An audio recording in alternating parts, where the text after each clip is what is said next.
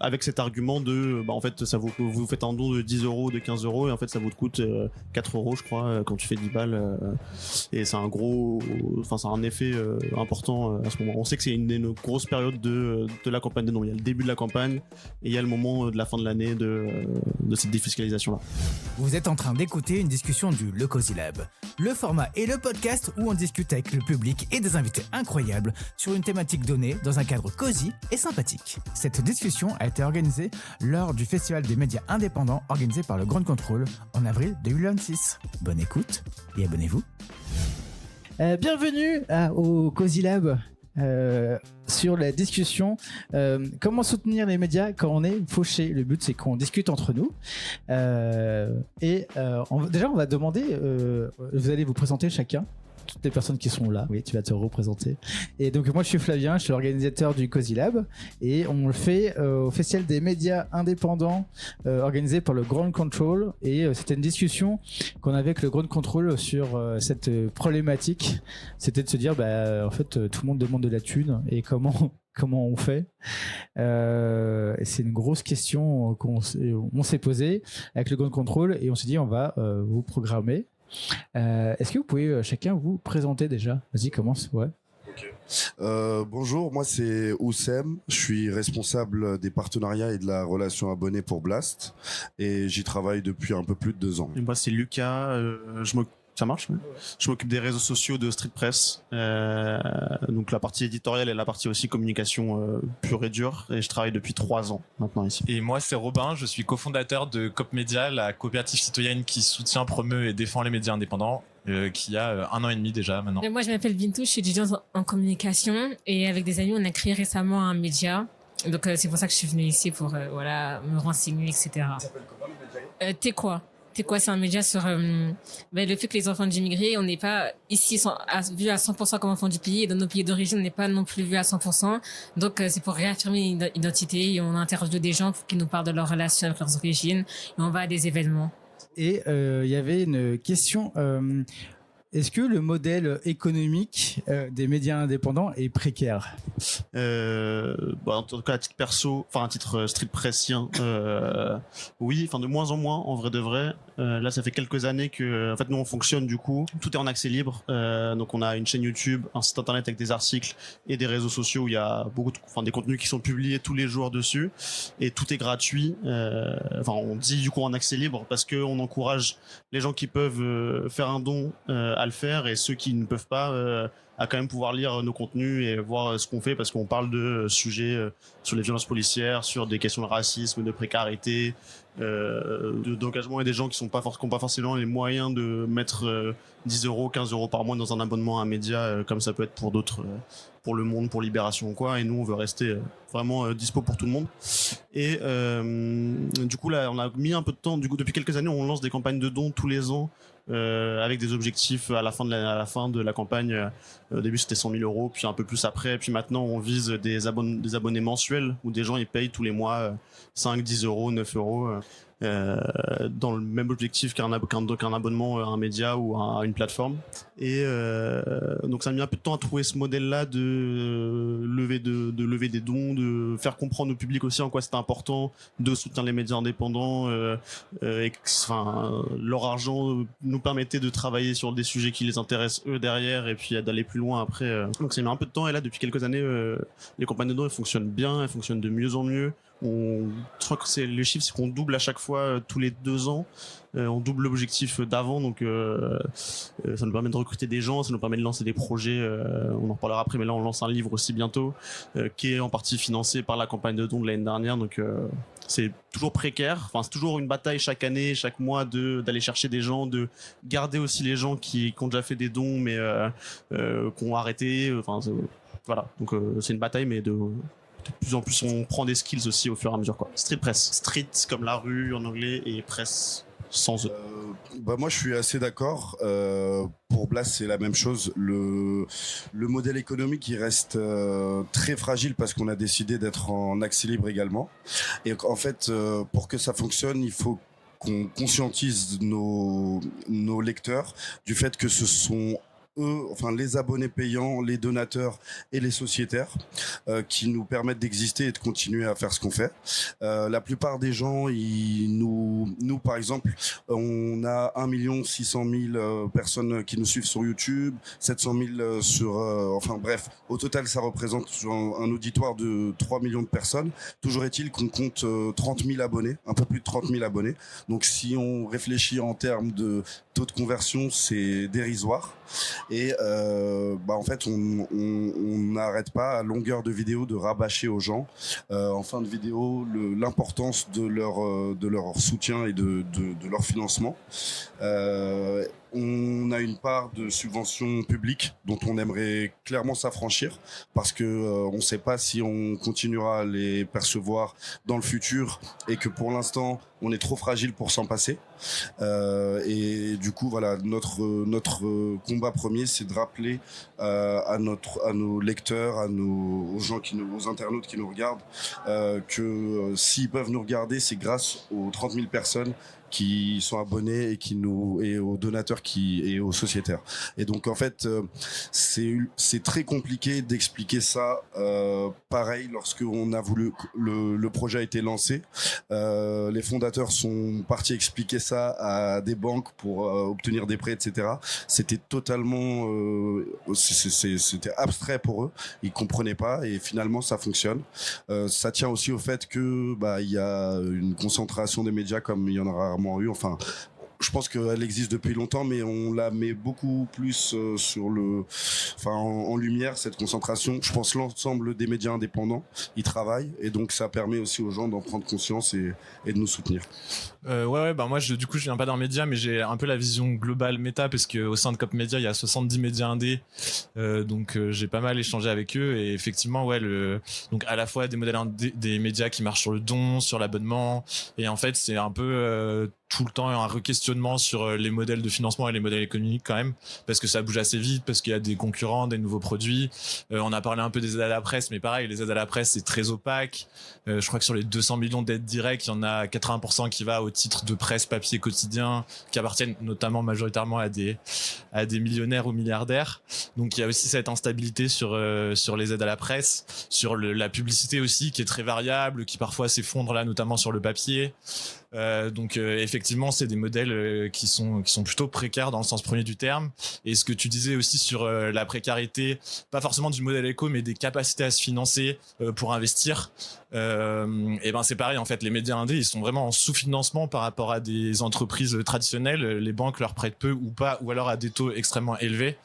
Et nous à Cop Media, c'est aussi pour ça qu'on s'est créé, c'est de réfléchir à des alternatives, à des contre-modèles, et pour permettre aux citoyennes et aux citoyens de participer, pas seulement en tant qu'abonnés ou donateurs, mais aussi en tant qu'investisseurs dans ces médias, ce qui permet de leur donner les capacités de créer un modèle économique et un peu de sortir de ce flux tendu de fonctionnement, et de se dégager en fait de la capacité d'investir, de trouver de nouveaux publics, de développer de nouveaux produits. C'est ce qui va vraiment permettre en fait de trouver un rythme de croisière confortable pour les différents médias. Si vous voulez poser des questions, vous pouvez totalement poser des questions.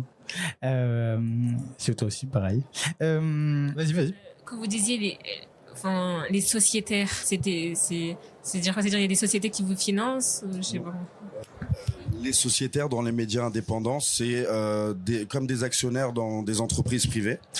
Concrètement, c'est des abonnés généralement, même si actuellement on a enlevé l'obligation d'être abonné pour devenir sociétaire, tout simplement pour des raisons logistiques. Un abonné peut s'abonner, devenir sociétaire et se désabonner ensuite.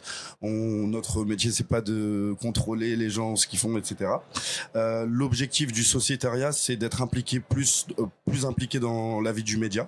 C'est-à-dire que les sociétaires, ils participent à des assemblées générales qui sont trimestrielles, durant lesquelles on va leur faire un rapport de tout ce qui a été fait sur le dernier trimestre, des projets en cours, et il y aura des projets qui seront soumis au vote, et chaque société, quel que soit le nombre de parts sociales, parce que pour le coup, les actionnaires, ils ont des actions, les sociétaires, ils ont des parts sociales. Chaque quel que soit le nombre de parts sociales, ils ont une voix. Donc une personne qui a mis 10 000 euros et qui a 1000 parts, elle aura le même poids qu'une personne qui a mis 10 euros et qui a une seule part. Et donc en fait, ça permet aux gens non seulement d'être informés du fonctionnement de la boîte, des problématiques qui sont rencontrées, notamment juridiques, financières, parce que à chaque nouvelle assemblée générale, on fait état de nouveaux procès pour lesquels on doit dépenser de l'énergie, de l'argent, et on en informe notre communauté. Et donc voilà, ça permet aux gens de s'approprier aussi le média. Mais ce que tu n'as pas dit peut-être, c'est que du coup, c'est parce que vous êtes une coopérative. C'est parce que c'est un média sous une forme juridique qui est une coopérative, donc une SIC, je crois, pour Blast. Exactement. Ça marche aussi pour les SCOP, enfin dans une moindre mesure. Et c'est un régime de l'économie sociale et solidaire qui permet d'associer en fait les lecteurs. Ça peut être des partenaires, ça peut être même les collectivités territoriales qui peuvent aussi investir dans le média en fait pour permettre, comme tu l'as dit, de faire une gouvernance partagée, de réfléchir à d'autres actions qui vont au-delà aussi potentiellement du média, de développer aussi des financements, enfin du capital pour le média. Donc c'est un modèle. Nous, on voit de plus en plus de médias qui adoptent ces formes juridiques de coopératives, enfin issues de l'ESS. Certains qui étaient sous forme asso qui se transforment en coopérative, certains qui se montent sous forme de coopérative comme Fracas par exemple récemment. Voilà, donc c'est aussi un modèle qui est assez intéressant pour le financement des médias. Et Street Press, c'est en quoi? C'est en SIC, en asso ou en... Je n'ai pas tous les termes, j'avoue, entrepreneuriaux, mais c'est une entreprise classique, on va dire. Et c'est le créateur de Street Press, Johan Weiss, qui possède, je sais plus les pourcentages, mais en tout cas, une grosse majorité des parts. Il y a le rédacteur en chef aussi qui a un peu de parts, et puis après, on a quelques pas donateurs, mais actionnaires qui ont des parts minimes qui sont pas du tout décisionnelles. Voilà, c'est son entreprise. Et les salariés, ils peuvent devenir actionnaires de leur entreprise? Ok, ça marche. Est-ce que vous voyez, vous, au fur et à mesure, parce qu'il y a assez beaucoup pardon, etc., est-ce que vous voyez, vous, une sorte de décote? Tu l'as dit, ça marche de plus en plus, mais les gens ont de moins en moins d'argent. Est-ce que vous voyez cet effet de levier, de balance plutôt, ou pour l'instant c'est genre tout roule? Oui, on le voit clairement parce que en fait, déjà nous on est en accès libre, donc lorsqu'on fait un abonnement, il faut qu'on se creuse la tête puisque tous les contenus sont disponibles pour tout le monde. Donc travailler sur l'enrichissement de l'offre d'abonnés, c'est très compliqué. Et en dernier lieu, nos abonnés, en fait, c'est comment on appelle ça, excusez-moi, ce sont des philanthropes, c'est des gens qui nous soutiennent, pas pour les contenus, parce que les contenus sont disponibles par ailleurs. Et il y a une grande part de personnes qui nous contactent, qui nous disent qu'ils veulent nous soutenir, mais qu'ils préfèrent le faire par la voie du don. Parce que techniquement les abonnements à la presse jusqu'à 2023 ils étaient défiscalisables à hauteur de 66%, ils ne le sont plus désormais. Et donc aujourd'hui il y a tout un tas de personnes qui nous disent, au lieu de m'abonner à hauteur de 5 euros par mois, je préfère vous faire un don de 15 euros qui lui à la fin de l'année sera défiscalisable, ça me revient au même prix et ça vous aide davantage. Et vraiment là, moi je vois une décote du coup des abonnements et je suis responsable des abonnements, donc ça me préoccupe pas mal, mais de l'autre côté il y a des dons qui viennent se substituer à ces anciens abonnements. Et donc mais par contre oui, si les gens avaient le choix, ils s'abonneraient, puisque par définition un don est un don et n'ouvre pas l'accès aux avantages abonnés.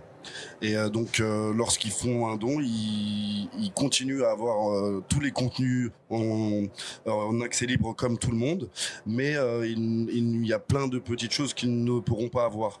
Et plus le temps passe et plus on essaye d'enrichir l'offre d'abonnement, justement, avec des partenariats, des livres à faire gagner, des places de cinéma, etc.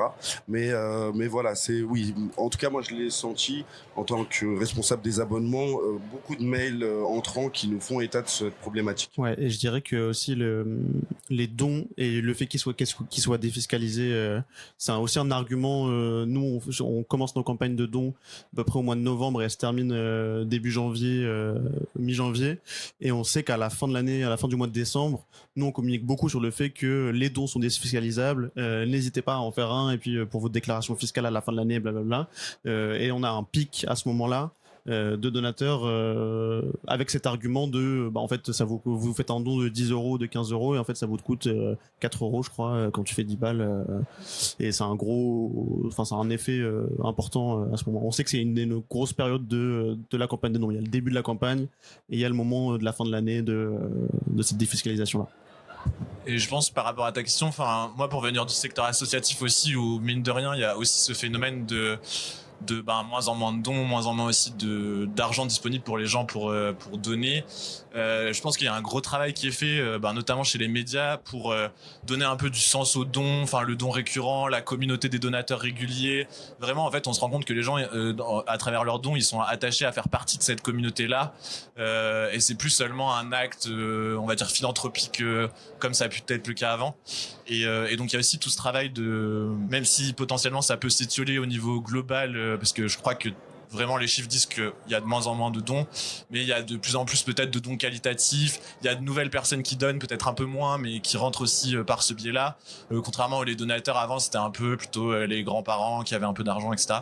Donc en tout cas c'est vraiment en mutation et c'est assez intéressant de voir comment les différentes structures s'adaptent et pour essayer de continuer à capter cette valeur-là. Et sur la défisque par exemple, ce qui est intéressant, c'est que ça reste quelque chose qui est précaire potentiellement, et c'est un argument de l'extrême droite d'ailleurs classique de dire que ça finance des achats de gauchos et de wokistes et que quand ils seront au pouvoir ils la supprimeront, donc ça reste quand même un argument fort pour les donateurs évidemment, et donc c'est aussi quelque chose qu'il faut potentiellement se battre dans les campagnes de plaidoyer ou dans les actions pour le souligner, parce que c'est pas un acquis non plus. Je vous regarde si vous avez des questions aussi. Il y avait, t'as dit sur la décote et tout, et sur les dons, et est-ce que parce que là tu l'as dit, tu veux t'affranchir des subventions, etc. Mais est-ce que c'est le meilleur moyen complètement de s'affranchir et de vivre que par les dons et par les abonnements pour être totalement libre entre guillemets, ou il y a un autre moyen de soutenir les médias, je sais pas, des fondations, des trucs comme ça aussi. Je sais qu'il y a des fondations qui commencent un petit peu à investir, en tout cas à faire du mécénat, puisque c'est ce qu'elles font les fondations, au sein de médias sur des projets précis. Typiquement Street Press, je crois qu'ils ont fait financer la Carto en partie par des fondations. La quoi ? Attends, t'expliqueras après. Ouais. Je pense. Nous à Street Press, on aime bien faire des cartes. On avait déjà fait une carte il y a 1 an et demi peut-être maintenant sur un an sur qui s'appelle la carte au FAF, et c'est la carte de tous les groupes d'extrême droite présents en France par ville. Vraiment tu peux te balader sur la carte de la France, tu cliques sur les groupes, il y a des infos, des articles qui sont dessus et tout. Et on a fait là c'était en début de l'année, en septembre peut-être, une carto sur les villes qui pourraient basculer à l'extrême droite avant les municipales. Donc on a bossé avec un chercheur qui avait une méthode, je pourrais pas du tout l'expliquer, j'ai même pas compris, mais qui est en gros à la fin faisait une sorte de Nutri-Score de la ville a pas du tout de chance de basculer, et elle a beaucoup de chance de basculer en mars. Et donc ça on l'a sorti en septembre, et après je suis pas trop dans les discussions de financement des trucs et tout, mais je crois qu'en effet il y a des fondations qui nous ont filé des coups de main là-dessus. Et cette carte en fait donc elle est sortie en septembre, et là on l'a basculée au mois juste avant les municipales sur les villes, je sais plus ce qu'on a fait précisément, pardon, je me perds dans tout ce que en fait au second tour des brebis galeuses. On a fait la cartographie des brebis galeuses du RN et des autres partis d'extrême droite, et en fait on a vraiment pris la base, le fond de la carte, et beaucoup d'infos qui nous ont déjà servi en septembre pour la remanier au mois de mars, et c'est un truc qu'on compte par exemple faire aussi pour les législatives de l'année prochaine. Donc on a vraiment posé des bases un peu solides de ce truc là, et c'est un truc ultra utile que les gens se partageaient pas mal. On a fait nous des focus même sur les réseaux sociaux par région, sur le nord, le sud, et où les gens pouvaient s'envoyer les trucs, tu vois dans ma ville ce qui se passe, et c'était un bon outil là-dessus, et en effet qui était permis grâce à des fondations et du mécénat. Je suis pas sûr qu'on aurait pu le faire nous avec nos petits moyens tout seul, quoi. Ouais, il y a quand même vraiment une prise de conscience. Typiquement les médias indés, c'était pas du tout des actions de philanthropie des fondations, qui étaient plutôt sur les assos. Et au final, avec les dangers de la démocratie actuelle et la tendance, ils se rendent compte que c'est aussi un moyen d'action efficace pour porter leur projet. En tout cas, la vision qu'ils portent à travers des financements. Et donc, il y a de plus en plus de fondations qui décident d'investir dans les médias médias indés ou de faire du mécénat. Il y a aussi des fondations potentiellement d'entreprises, il y a aussi des investisseurs à impact qui décident aussi d'investir dans les médias. Et nous, ce qu'on propose aussi à COP Média, c'est de faire cet intermédiaire pour éviter que les médias peuvent perdre l'indépendance parce qu'ils sont directement investis par exemple par une fondation d'entreprise, etc.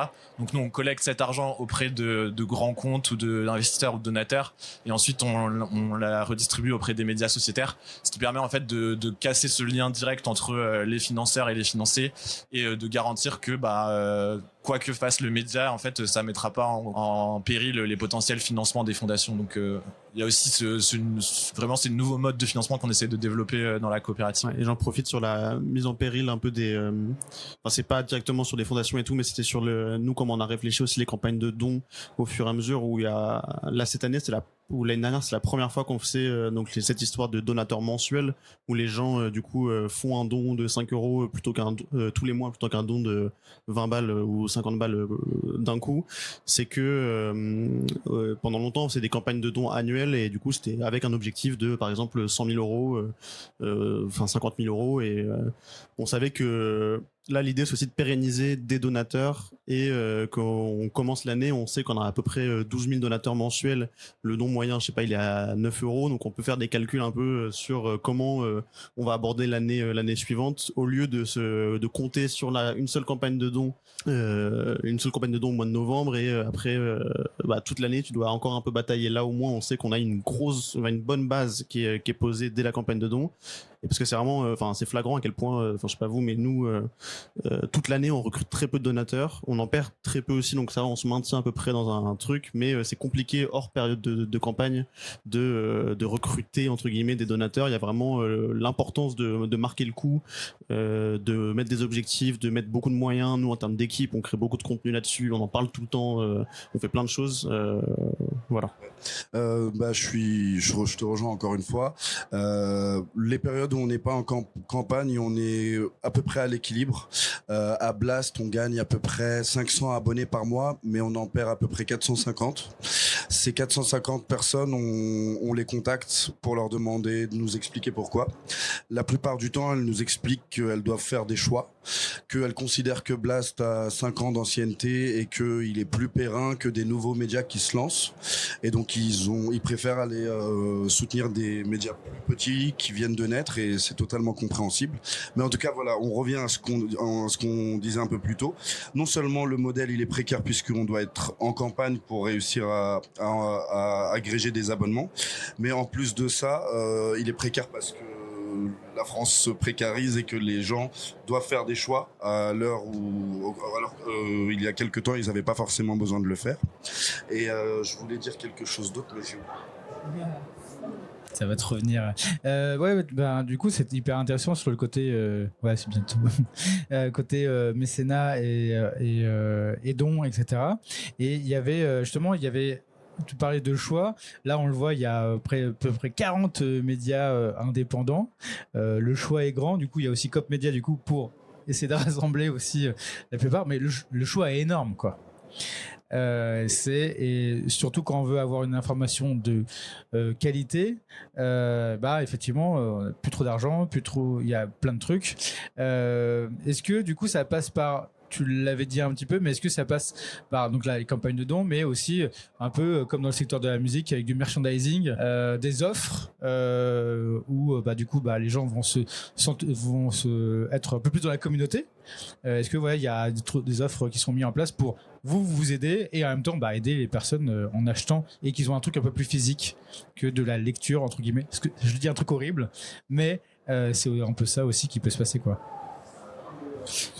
Ouais. Nous on a lancé depuis en fait en accompagnant la nouvelle campagne de dons de donateurs mensuels, on fait aussi avec un système de tu donnes 5 euros par mois, t'as accès, t'es un donateur basique entre guillemets, tu donnes 9 euros par mois, on t'envoie aussi un t-shirt de Street Press, tu donnes 20 euros par mois, je sais plus ce qu'il y a. Enfin, il y avait un peu ce système de palier depuis. Donc on a lancé les t-shirts à ce moment-là et qu'on a du coup à chaque événement, on ramène un petit portant de t-shirt et c'est des trucs qui marchent plutôt bien, mais j'ai l'impression pour l'instant c'est plutôt de l'anecdotique et c'est du plus sur les événements, et ça permet d'avoir en effet autre chose que. Et encore avant on avait il y a encore jusqu'à l'année dernière on n'avait rien du tout, on avait que des stickers sur les stands, et du coup on était un peu en mode à chaque événement à juste être là pour discuter et puis c'est tout. Là, on a lancé l'année dernière des petites éditions papier qui étaient des compiles d'articles qui étaient sortis sur le site sur des thématiques précises, notamment sur l'extrême droite, et du coup là aussi qu'on amène à chaque événement et qui marche bien aussi pour que les gens aient un peu du physique et du street press chez eux, chose qui n'existait pas du tout avant. Mais ouais, pour l'instant, enfin. De mon point de vue, de là où je suis, c'est plus pour nous et pour les gens qui sont contents d'avoir le truc qu'un vrai modèle économique qui pourrait se développer. Je sais pas si les gens porteraient du street press tous les jours, et je sais pas si c'est le but non plus que ce qu'on devienne une marque de fringues, quoi. Mais et après là on sort un bouquin aussi du coup qui était là aussi un objectif de la campagne de dons de cette année. Si on atteignait un tel palier, on sortait le livre qui est en gros une adaptation de la cartographie des groupes d'extrême droite en format livre, avec des infos nouvelles, des mises à jour et tout, et qui sort là au mois de mai, je crois, ou au mois de juin, début juin, et qui sera dans toutes les librairies normalement. Donc là, c'est la première fois qu'on a un vrai objet aussi à vendre dans des boutiques.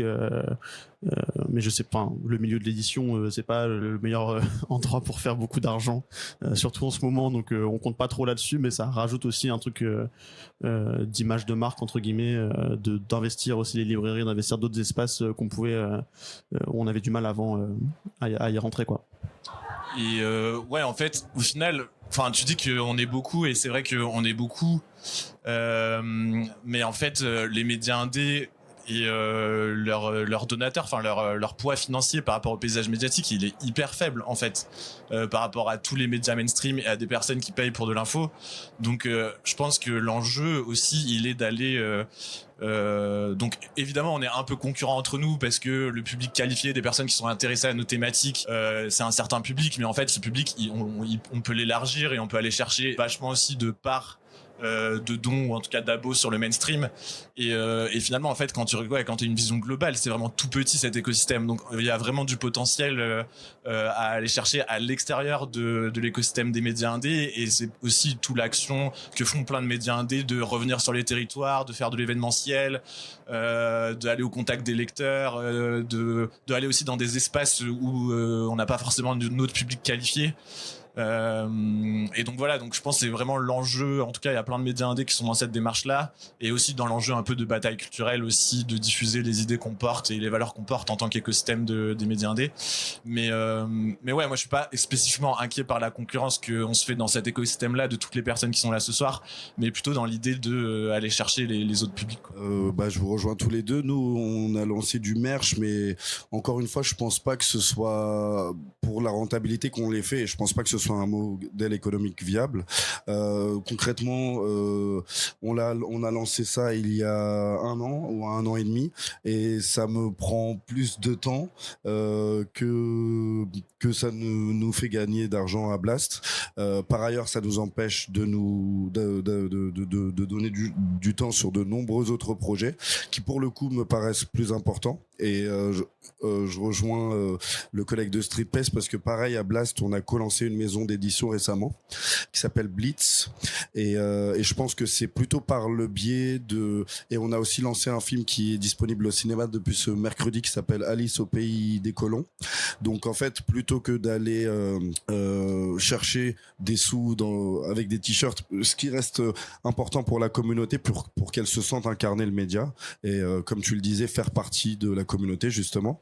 Mais je pense que c'est mieux de s'approprier les secteurs qui jusqu'à présent nous étaient fermés, l'édition, la production de films avec les problèmes de concentration dont on parlait un peu plus tôt, et ça, je pense que c'est plus viable à long terme que les t-shirts, etc.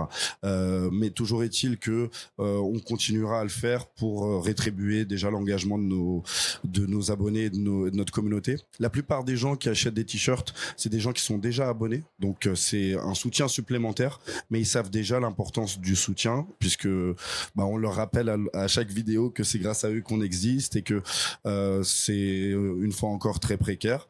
Il y a une question que tu as posée tout à l'heure, mais lorsqu'une personne par exemple, se désabonne de Blast pour raison économique, eh bien, très généralement, on va déjà la remercier pour son soutien passé. On va lui dire qu'elle pourra continuer à profiter du système qu'elle a permis d'exister, et que c'est pour ça aussi qu'on est en accès libre. Et en dernier lieu, on va lui dire de nous aider en partageant nos vidéos sur les réseaux sociaux, en parlant de nous dans son entourage. C'est comme ça, en fait, c'est notre premier levier de recrutement d'abonnés. C'est, vu qu'on est en accès libre, nous rendre les plus viraux possible, c'est-à-dire être disponible sur les écrans de chaque Française et Français, et ensuite les choses viendront naturellement. Tout à l'heure je disais qu'on est à 1 700 000 abonnés sur YouTube, c'est énorme, mais on est gratuit, donc on pourrait être suivi par 10 millions de personnes, comme le sont certains influenceurs et producteurs de contenu, que ce serait pas déconnant en somme.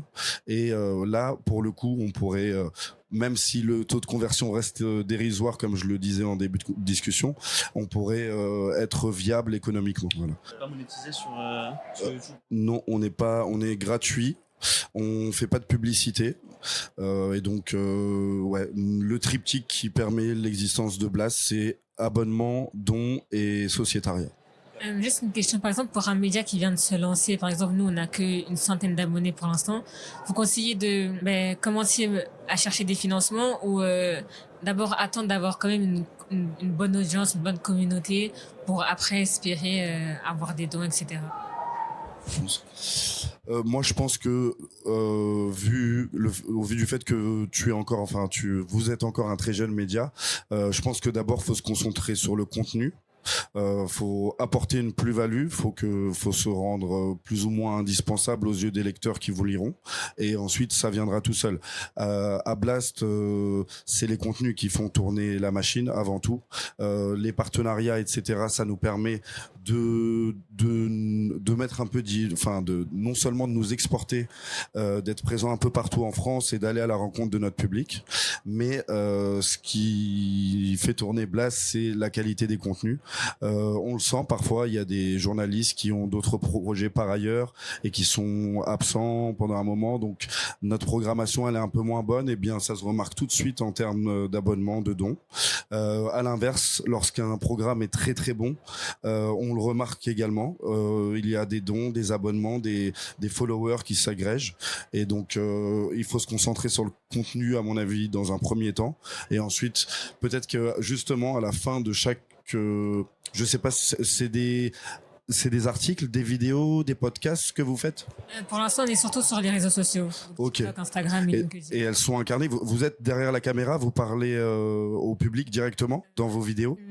Non, enfin, nous, on n'est pas, on s'est pas derrière la caméra. Enfin, ok. Juste, peut-être pendant une phrase, on peut dire, donc là, on est avec T'es quoi, l'événement, nanana, mais on parle pas directement au public. Ok. Et ben moi je pense que c'est important que ce soit incarné, et qu'à la fin de chacun de vos contenus, vous expliquiez le fait que pour exister et continuer à produire votre contenu, vous avez besoin que les gens d'abord follow peut-être dans un premier temps, et ensuite que une fois que vous aurez une communauté de followers plus importante, leur expliquer l'importance justement du don, de l'abonnement, leur expliquer que vous faites ça sur votre temps, que c'est un travail à part entière et que ça nécessite salaire comme tout travail. Juste pour compléter, je suis d'accord sur ce côté être identifié et identifiable notamment dans une niche de médias indépendants où on peut parler de sujets qui sont pas dans les médias mainstream,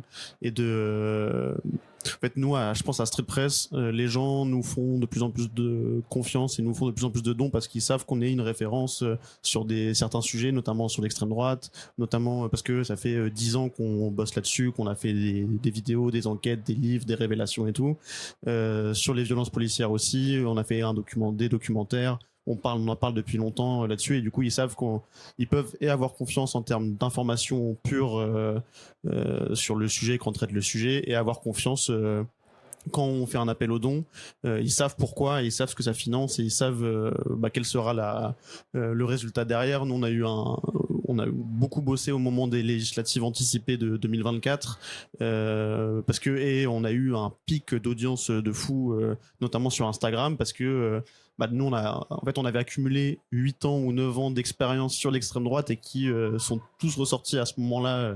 Et du coup, on est devenu un peu un des médias. Bon, parmi d'autres, il y a beaucoup de médias indépendants enfin pas que indépendants, mais beaucoup de médias qui ont permis des révélations sur des brebis galeuses et tout ça à ce moment-là. Mais nous, on a vraiment senti un up là-dessus et qui a été le résultat des années de travail derrière.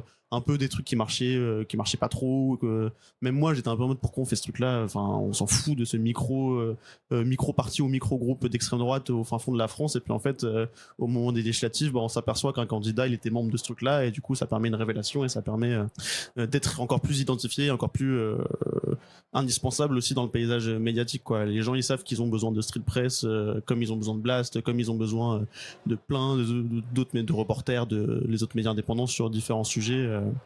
Voilà, donc se rendre indispensable avant d'arriver directement en disant on va créer enfin après il y en a d'autres qui ont marché comme ça aussi, avec une promesse de on fait un crowdfunding, on va lancer ça et tout, ça existe aussi. Mais moi je suis en effet un peu plus partisan aussi de d'abord poser des bases un peu saines et un peu sérieuses et après d'ouvrir à cette information là, quoi. Et si vous avez une question, n'hésitez pas. Et moi je pense que ce qui est important, il vient de le dire, nous à l'instar de Street Press, on a commencé par une grosse campagne de crowdfunding alors qu'à l'époque il n'y avait pas de contenu. Mais ça a été permis par le fait qu'on ait des profils très identifiés dans le paysage médiatique, notamment le fondateur de Blast, Denis, qui a fait beaucoup d'enquêtes assez connues, etc. Des profils de journalistes pareil identifiés, Paloma Mori, Salomé Saké, pardon.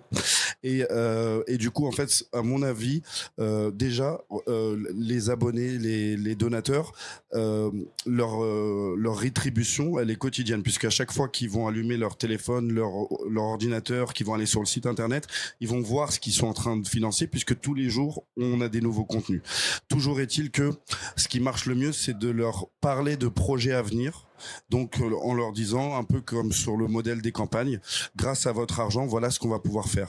C'est-à-dire que vous, si vous faites un contenu qui sera un peu plus fort que les autres en termes éditorial ou en termes de production, il faudra beaucoup miser là-dessus. Dire voilà, on est en train de préparer ça, et si on peut le faire, et si enfin pour pouvoir aller jusqu'au bout et mener à bien le projet, on a besoin de votre soutien. Et il faut vraiment que ce soit palpable pour la personne. Donc bien qu'il y ait du contenu au quotidien sur le site internet et sur YouTube, les gens ne l'apprécient pas forcément tous, pas autant en tout cas qu'une promesse forte. Voilà. Ouais, c'est un peu le truc qui marche, nous, qu'on a tenté cette année, et enfin, c'est ce que font les streamers, par exemple, notamment sur les événements caritatifs et tout ça, de donation goal, et de se dire, à 10 000 euros, on fait ça, à 20 000 euros, on fait ça, enfin, et ça excite un peu les gens aussi de se dire, putain, je peux participer vraiment au projet et je pourrais le suivre au fur et à mesure. Enfin, de rendre un truc palpable, un peu, ça aide, c'est plutôt que vous financer, nous, c'est un gros truc à chaque fois de même raconter comment ça fonctionne un média et combien ça coûte de faire fonctionner un média qui est pour le coup qui est gratuit, mais en fait derrière il y a 20, nous on est 24 maintenant, donc il y a 24 salaires à payer, il y a du matériel pour filmer des vidéos, pour écrire les articles, pour se déplacer sur le terrain, faire des reportages et tout, enfin tout ça coûte de l'argent, et enfin t'as un gros truc aussi d'éducation aux médias un peu et au fonctionnement plutôt du média à raconter, qui est important et important en termes de transparence. C'est directement l'argent des gens, donc enfin faut qu'ils voient où ça va, et de montrer que même si c'est gratuit, enfin c'est pas gratuit en fait de produire cette information là, et que ça rentre un peu dans la tête des gens, tout ça a un coût, quoi. Justement, tu rebondis, j'allais rebondir sur ça. Est-ce qu'il y a vraiment un devoir de transparence à faire pour quand on est un média indépendant, parce qu'il y a un soutien derrière? On en parlait tout à l'heure avec Backseat, avec Jean Massier, qui vont faire un making of pour montrer comment ça marche et tout. On voit après, là c'est pas indépendant, mais pour l'UMA, ils font les conférences de rédaction où on voit, et ils font aussi des appels aux dons aussi, l'UMA. Est-ce que on doit, en tout cas les médias indépendants doivent aussi aller vers plus de transparence pour montrer et avoir du coup du soutien? Selon moi, oui, à 100%. Nous, on fait un rapport qu'on appelle un rapport moral chaque année, dans lequel on présente à nos sociétaires l'ensemble des investissements de Blast, le chiffre d'affaires de l'année, la répartition des sous qui ont été dépensés. On revient sur l'ensemble des projets qui ont été menés, etc. Et au-delà de ça, au-delà de cette transparence-là, ce qui est très apprécié et ce qui, je pense, est un levier fort aussi de recrutement d'abonnés, de donateurs, etc., c'est le fait de la transparence dans la production du contenu en elle-même. C'est-à-dire que nous, on a fait un format qui s'appelle Gens de Blast, dans lequel on présentait Blast et les coulisses de Blast. Donc, on a fait un peu le tour des salariés de Blast pour qu'ils se présentent, qu'ils expliquent leur mission, les projets en cours, etc. Et ça a marché, mais vraiment très très bien. Il y a une forte demande parce que les gens ils se rendent pas forcément compte de comment un média comme Blast ou comme Street Press peut fonctionner. Ils voient pas forcément les efforts humains derrière, ils voient la partie journalistique qui est incarnée, mais ils voient pas les gens qui travaillent au son, à l'image, aux partenariats, aux abonnements, à l'administratif, etc. Et ça permet d'humaniser un peu un média. Et quand même, Dieu merci, on est dans un camp qui met l'humain au centre. Et c'est aussi un fort... En tout cas, moi, j'ai l'impression que c'est une demande qui est forte de la part de la communauté. Ouais, nous aussi on fait un rapport d'impact, j'imagine la même chose qu'un rapport moral à la fin de l'année sur en effet combien de thunes sont rentrées, combien de thunes sont sorties, qu'est-ce que ça a financé, et il y a un truc un peu ce que vous avez permis de financer aussi, donc avec un récap un peu de tous les projets qu'on a eu sur l'année, vidéo, écrit, projets, sorties de événements et tout ça. Après donc là c'est un peu un bon outil de réponse qu'on a aussi, parce qu'à chaque fois nous on se fait beaucoup attaquer par l'extrême droite, enfin vous aussi là récemment sur les subventions et tout, sur nous, sur des potentiels financeurs aussi qu'on aurait eu et tout ça. Et du coup, on a un outil pour leur dire, c'est faux ce que vous dites, parce que voilà, le rapport d'impact de 2025, vous pouvez, tout est vraiment détaillé de ce qu'on a eu comme subvention. Nous, on a très peu de subventions pour le coup. On avait le CNC Talent sur quelques projets, mais du coup très précis, pour des formats YouTube. Donc là, c'était vraiment, et c'est pas comme, là, il y a une grosse polémique autour du CNC il y a quelques temps, un peu à croire que c'est de l'argent magique qui est distribué à tous les gauchistes de France. Moi, j'ai pas trop mis la tête dedans, mais a priori, c'est un bordel pour avoir le CNC, pour monter faut monter un dossier vraiment précis, sérieux et tout ça. Donc, c'est pas de l'argent gratuit. Là, ils l'ont mis en pause, donc on avait des projets qui étaient qui étaient en développement, qu'on voulait mettre en développement. Surtout que le CNC, en fait, c'est pas de l'argent public, oui, c'est déjà, les entrées, c'est les entrées au cinéma qui financent le CNC. Donc la CNC Talent, je crois que c'est aussi des taxes sur les Google, Meta et tout exactement. ça. C'est Google, Meta, Insta. C'est les taxes qui ont été mis en place sur une loi faite sous Macron. Il y a des trucs des fois parfois voilà. Mais oui, c'est une des lois sur les GAFAM que certains ont signé, dont Meta, Google et Deezer aussi, qui envoie aussi des trucs au CNC Talent. Ouais. Donc c'est un bon outil de réponse aussi, de transparence, et pour nos donateurs et aussi pour même si ça va pas les faire changer d'avis, mais t'as beaucoup de fantasmes sur l'argent donné par le pouvoir directement aux gauchistes. C'est pas tant que ça finalement. Voilà. Et c'est aussi pour ça que le sociétariat, je considère que c'est intéressant, parce que justement, comme je le disais un peu plus tôt, un sociétaire, il est un peu plus impliqué dans la vie de l'entreprise, de la coopérative en l'occurrence, qu'un abonné. Et lorsqu'il y a une assemblée générale, tout est mis sur la table. On revient sur tout. Tous les intervenants peuvent poser les questions de leur choix. Il y a pas de questions taboues. Il y a pas on n'esquive pas les sujets. Il arrive parfois que il se passe, il y ait des articles, des périodes un peu moins bonnes que d'autres, que il y ait un journaliste qui soit poursuivi en justice ou autre, etc. Et donc en fait tout ça, le sociétaire en sera directement averti, et au-delà de ça, il aura la possibilité de voter pour certaines des décisions. Donc en plus de la transparence, il y a l'implication qui est derrière. Mais oui, donc en fait à la base le sociétariat, je pense que ça répond à la question de la transparence de la meilleure des manières.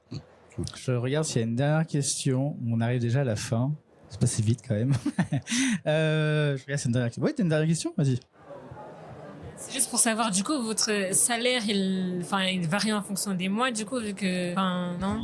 Moi en tout cas, j'ai un salaire mensuel qui est fixé, qu'on négocie à chaque fois. Mais en fait, c'est plutôt le chiffre d'affaires de l'entreprise qui varie en fonction des campagnes de dons qui sont faites. Et juste s'il y a moins de dons que d'habitude, il doit trouver le patron, il doit trouver de l'argent ailleurs ou avoir un peu de dette. Mais non, il varie pas à chaque fois, quoi. Ouais, tout pareil. En fait, je pense que ça concerne surtout les journalistes pigistes, la question que tu poses là, c'est-à-dire des personnes qui sont payées lorsqu'elles produisent un article, un contenu.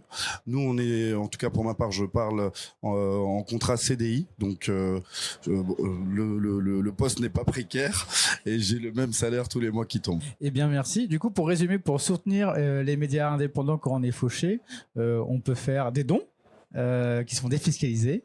Ça, c'est vrai qu'il y en a pas beaucoup. Les gens le savent, mais ils l'oublient quand même. Que mine de rien, ça peut jouer aussi sur ta feuille d'impôt à la fin, quand on paye des impôts.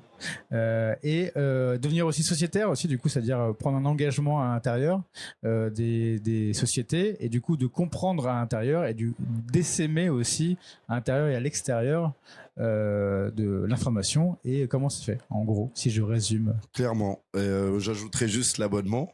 L'abonnement, ouais. Mais et pour ceux qui ont vraiment pas les moyens ou alors qui ont mieux à faire de leur argent, et ça peut s'entendre au vu de la précarisation grandissante de la France, eh bien, parlez de nous, partagez nos contenus. On est en accès libre justement, donc le but c'est pas que tout le monde finance, c'est que les personnes qui puissent se le permettre, enfin qui le peuvent, permettent à celles qui ne le peuvent pas de s'informer gratuitement également. Et en fait, le but du coup pour Street Press, je pense comme pour Blast, c'est d'être partout en France, que tout le monde puisse non seulement s'informer d'une bonne manière, contrairement à ce qu'on peut voir dans les médias mainstream, qui eux n'ont pas de problème de financement. Et tout d'accord. Et j'ajouterais juste aussi que on a beaucoup parlé de soutien financier qui est essentiel, mais aussi le soutien. Nous, du coup, on bosse beaucoup sur la relation lecteur et donateur, etc. Mais ça reste beaucoup de virtuel. Moi, je trouve ça toujours cool aussi de venir à des événements comme celui-là et de rencontrer des gens. Nous, on fait plein de trucs. Ici en particulier, on va à la fête de l'UMA tous les ans. Là, on a accompagné Grunt, qui est un média musical, un média rap, qui a fait une tournée en France. Nous, on avait des tables dans certaines dates et c'est trop cool de toucher aussi un public là qui était beaucoup, pour le coup, on était à Marseille, c'était quasiment que des jeunes de 17, 18, 19 ans qui nous connaissaient un petit peu par une vidéo ou qui nous connaissaient pas du tout. Et il y a des instants d'échange qui sont charmés à ce moment-là, quoi. Donc ça fait aussi du bien, un peu dans le climat morose et politique et médiatique, de participer à des trucs comme ça et de voir en fait qu'on n'est pas tout seul non plus dans notre délire et qu'il y a plein de gens qui nous lisent et qui sont contents et on peut échanger avec eux aussi, quoi. Eh bien, merci. Sur ces bons mots, on peut les applaudir. Eh ben, merci beaucoup à vous. Merci d'avoir écouté le Cozy Lab. C'est écrit LECOSYLAB. Voilà. Ce sera en replay, du coup, pour l'info et 2 fois dans le replay et en podcast. Et merci à vous. On peut soutenir donc Street Press, pardon. Et Blast. Du coup, j'avais condensé les deux. Et Cop Media, Robin avait un train à prendre pour Marseille. Donc voilà. Merci beaucoup et à très vite. Le Cozy Lab, c'est des discussions à écouter partout dans toutes les plateformes de podcast et sur YouTube. Rejoignez-nous aussi sur Instagram et sur tous les réseaux sociaux. Abonnez-vous.